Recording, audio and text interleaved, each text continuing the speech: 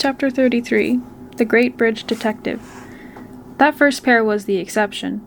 Everyone else was friendly and tended to be very supportive of Trap, even after he got a good board off them. Don't get me wrong, some of our opponents were also very good players. Twice I heard Trap say, "Nicely played," which is about as many times as I'd heard him use that expression in all the times he played at the club. The director watched us for several rounds, and after he left, another director came and took his place. Then the third one came.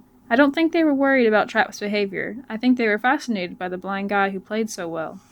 I had no way of actually knowing how well Trap and Gloria were playing. Unlike at the club, the scores didn't travel with the boards. After each round, a caddy collected all the scores and brought them to the director's table, where they entered with into a computer. Still, I assumed they were doing well because, well, they were Trap and Gloria. After we played our final board, the results were posted with one round to go, showing everyone's results going into the final round. Despite the penalty, Trap and Gloria were leading with a 62% game.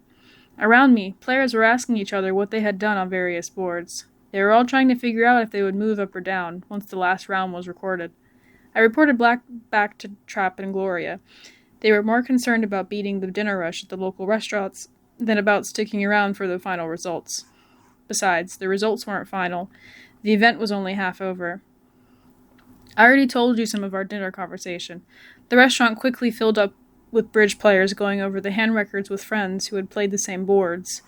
"What'd you do on board 5? 4 spades making. What was the lead? A low club. Well, no wonder. They led the 10 diamonds against me. After that, I had no chance."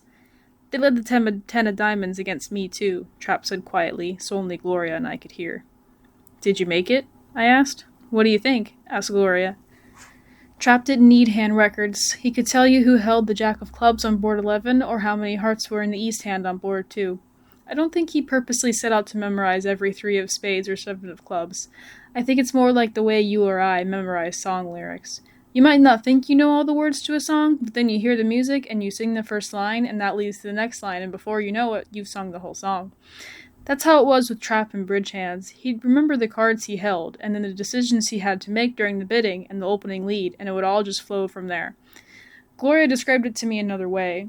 She said that Trap was like a brilliant detective solving a crime. Each card was a clue. West had the ace of diamonds. East showed up with a singleton club. Trap wouldn't forget those clues any more than a detective would forget a bloody knife found under a mattress.